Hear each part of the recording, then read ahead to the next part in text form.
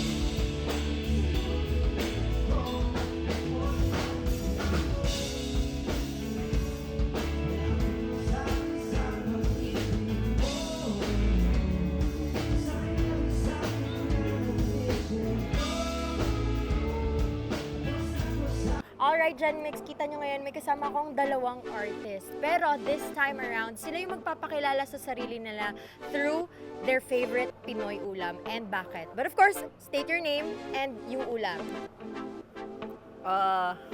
Nalimutan niyo yung name niya. Hi guys, I'm Bryce Manzano, and if I were to ano myself as isang ulam, favorite ulam ko, Bicol Express. Okay, why? Bakit ka Bicol Express? Kasi masarap, tsaka ano, medyo maputi. Sige, okay, na-connect. Okay, how about you? My name is Brandon Yulo Baculo, and you can call me Ban. My ulam is sisig. Kasi masarap and spicy. Wow, hindi halatang nag-usap silang dalawa sa reason nila. So we have here Ban and Bryce. So say hi to our Gen Mix naman, guys.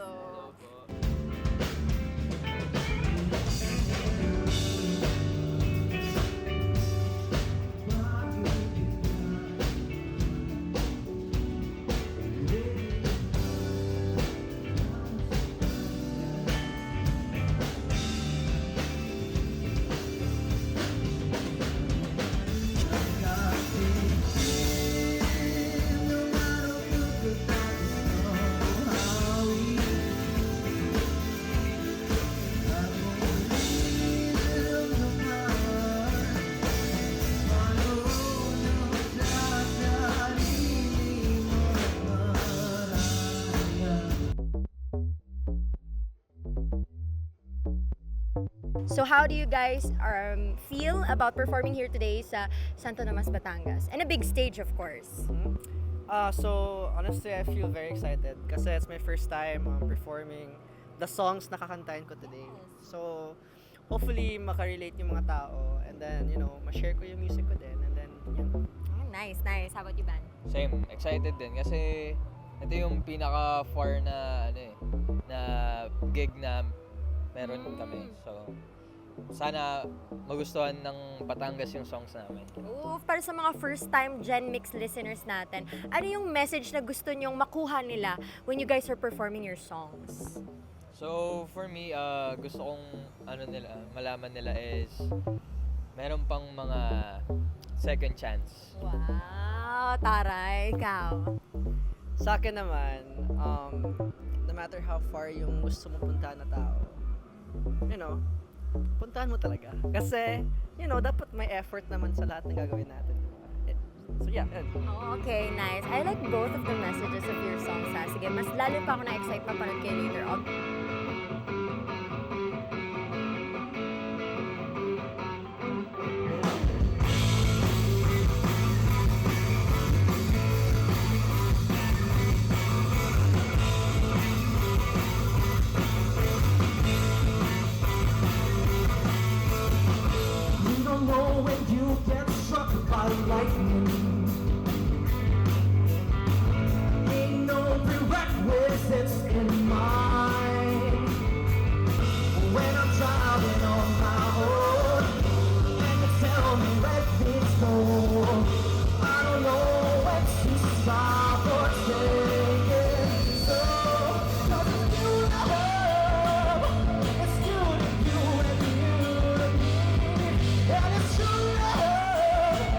So I heard si Ben yung pinakamaaga dito. What time did you arrive? Oh, 12:30. 12:30, but our call time is actually 1:30 if I'm not mistaken. So you're here. Ang sabi ng boss ko too, but You're super duper early. always. Punctuality is important. So how are you feeling na magpa-perform ka in this big stage and you're gonna introduce yourself to the people? Well, I've been performing a really long time, and I used to session for a bunch of different artists when I was indie, so it's not something new. But I think yung kaba comes from the fact that it's Ben Mara now. Yes. It's my debut as an artist, as a singer, and a songwriter. So that's where the nervousness comes in. Yeah. But I overcome it, of course. We all overcome it. We all go through that hurdle, and we become better people because of it, right?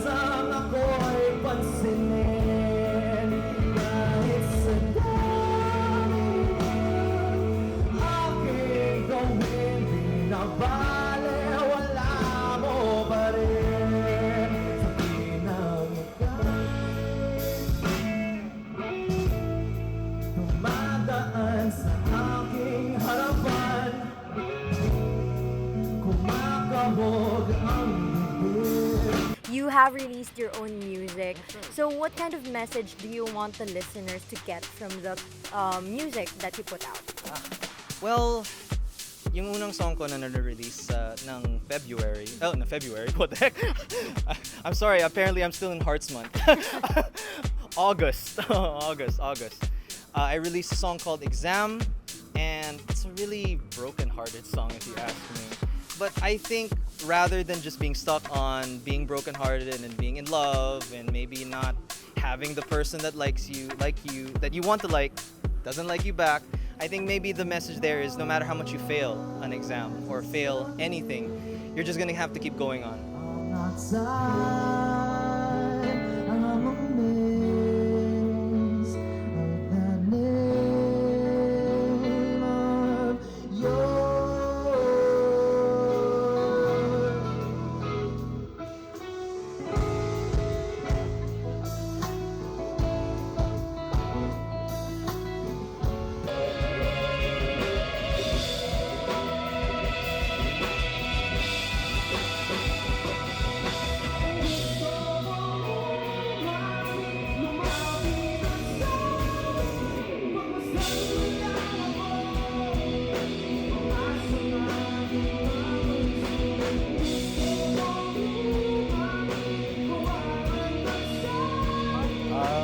Hello po, my name is Bong. I'm the keyboardist for Brian.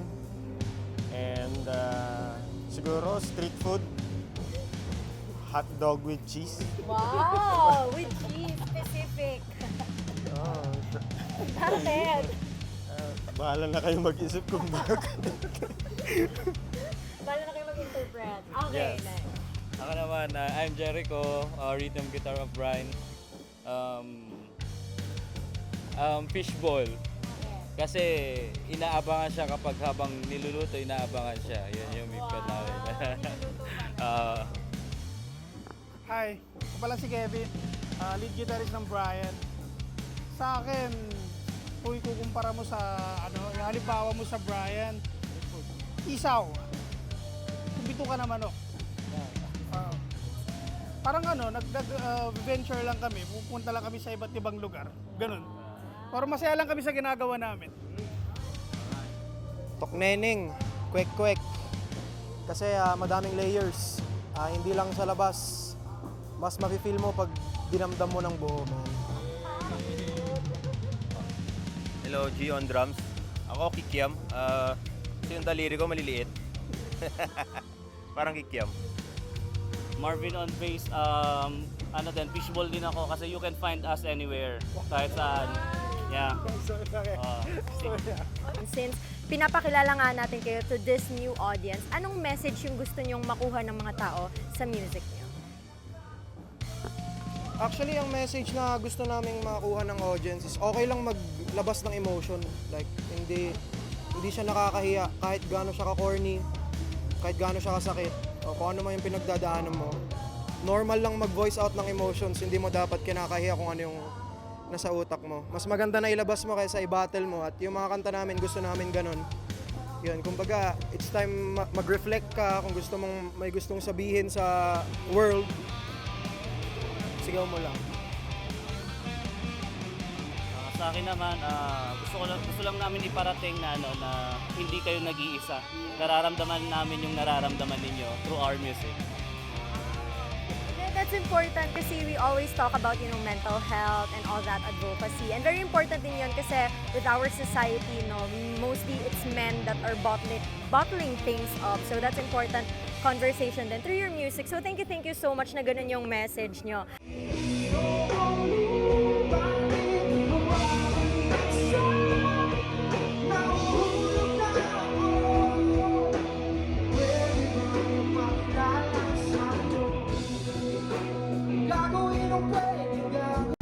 What's up, Santa Tomas? Hello, good evening sa inyo. Ako po si JM Yasures. Sa mga nakakilala sa akin, feeling ko may Hello.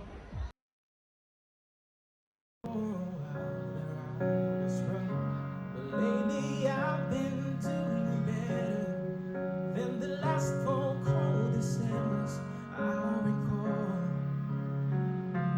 And I see my family I found a girl my parents love. She'll come and stay the night, and I think I might lose it all.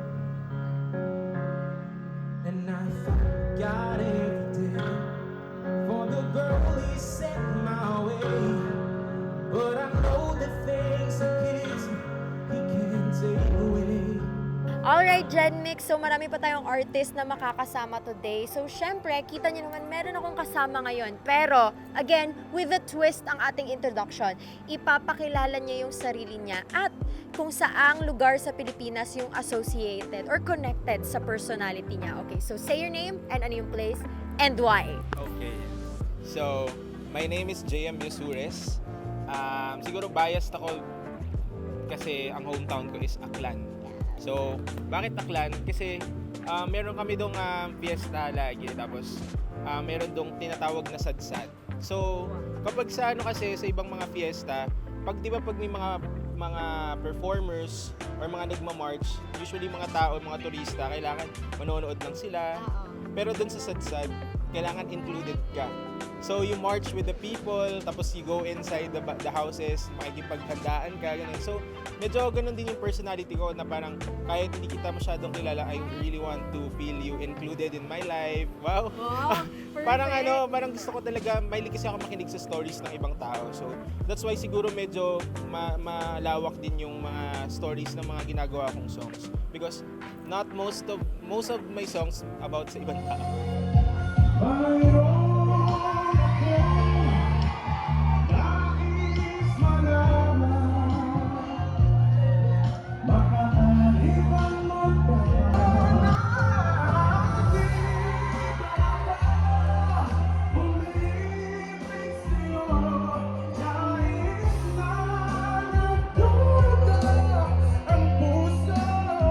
So, paano mo ipapakilala ang sarili mo based sa parte ng manok na favorite mo?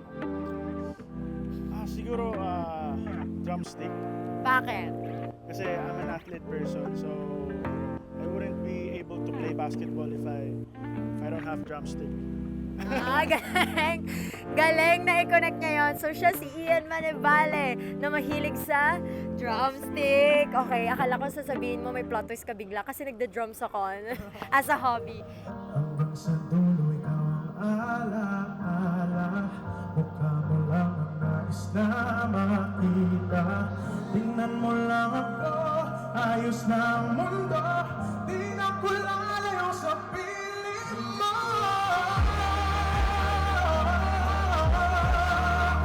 Laging nasa tabi mo, sa sama at sa lungkot at sa siya, sana ikaw ang masaya. Yun lang ang nais kong makita, habang buhay ko'y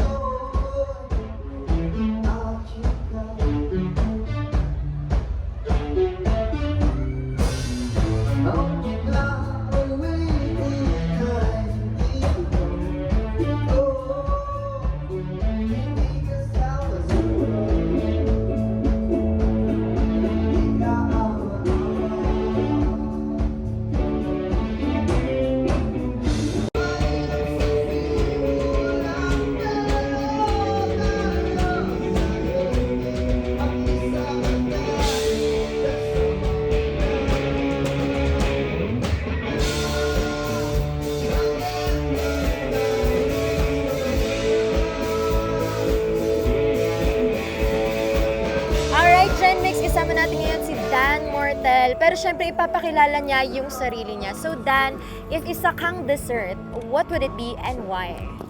Siguro pag isa akong dessert, isa akong chocolate,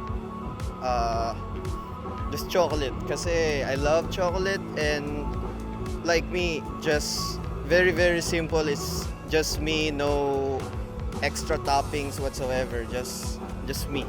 I'm a chocolate. Oh, you're a chocolate. I love that I get to know you more, guys, through your choice of food. So ikaw, isa kang chocolate. It's nice that, you're conveying a very important message through your song para sa ating Gen Mix. And speaking of message, para sa mga first-time listeners ng kanta mo, ano yung gusto mong makuha nilang message? Like, in all of the songs that you release? Gusto kong makuha nila na merong tao na tulad nila na minsan masyadong mainstream para sa artsy scene or band scene, or minsan naman masyadong naman weird para sa mainstream, sa mga taong in short hindi nag-fit in, sa mga outlier na tulad ko, na meron tulad nyo na artist, outliers, medyo weird or masyadong normie. If ganun kayo, isa kayong Dan Martel. Oh, nice. Naging adjective ang isang Don Martel. I like that. Tingin nung ganun mo.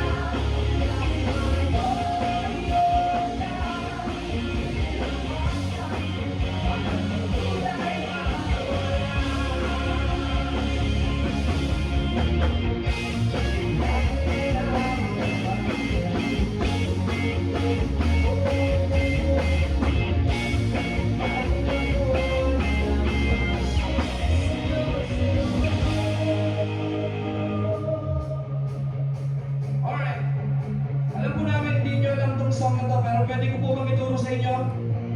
Sobrang simple lang mga lodi ko. Pag sinabi ko, pero mahal kita, ang isisigaw nyo lang kahit may toyo pa. Pag sinabi kong titiisin lahat, ang sasabihin nyo lang, huwag ka lang mawawala. Nakuha?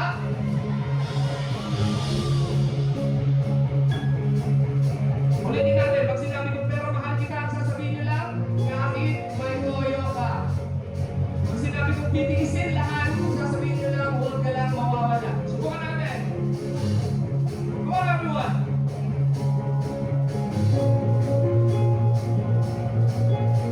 Hindi kumanta, hindi magkakaroon ng maraming blessings. Sige! Pero mahal kita. Sige! Kahit may titiisin lahat, huwag ka lang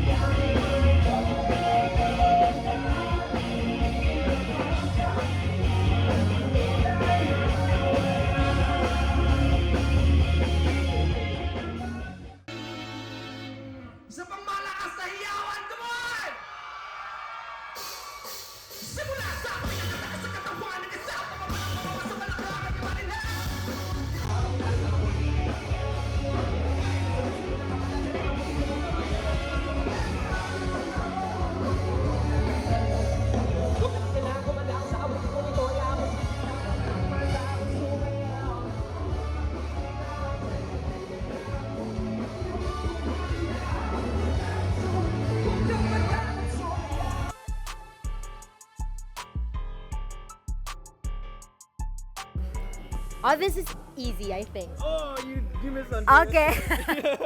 The word is crazy. Crazy for you. No kidding. I mean, I saw that coming, but So, what kind of song?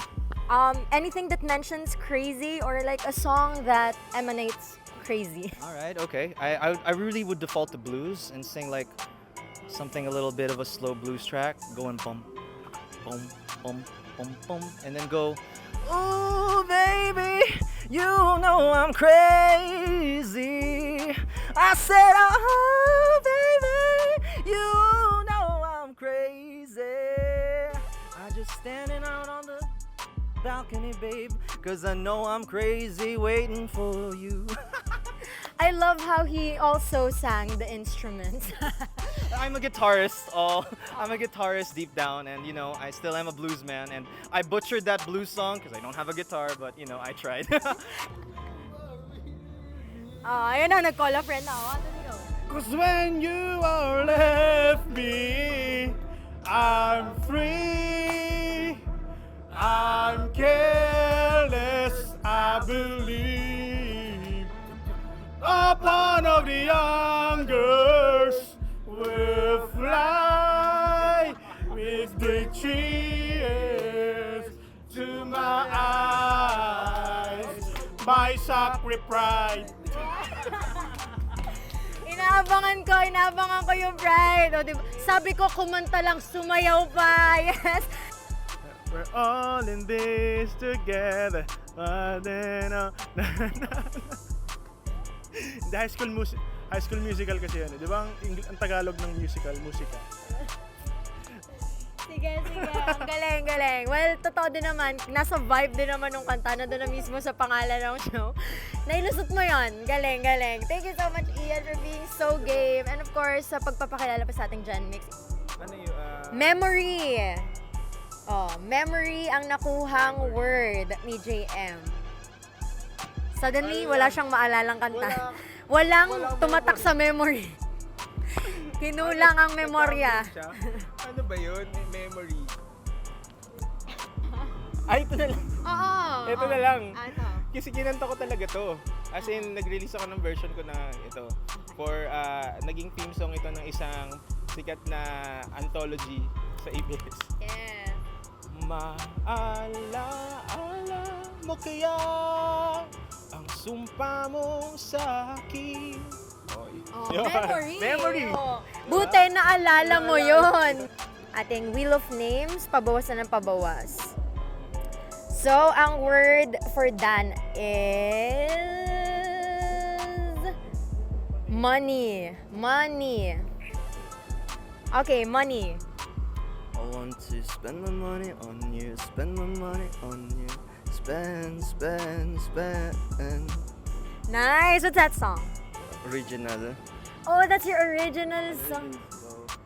Oh, unreleased. Yung unang pumasok sa isip ko, sorry. So Hindi, it's okay. Are you planning to release that song soon? maybe. And that's a wrap for today's hosting gig and event Gen Mix. Nandito tayo ngayon sa Oktoberfest 2025 here at the Neighborhood Bar and Resto, where they also held the DNA Music Launch. And I'm just gonna say na sobrang nakakapagod ang araw to, but super fulfilling kasi sobrang dami kong nakilalang new artists today. So indeed, it is true na sobrang bright ng future ng OPM. So sana makita pa natin sila more here on Mix soon. But for now, I have to say goodbye to you all. We have to wrap this up. It's VJ Ella once again. I'll see you next time.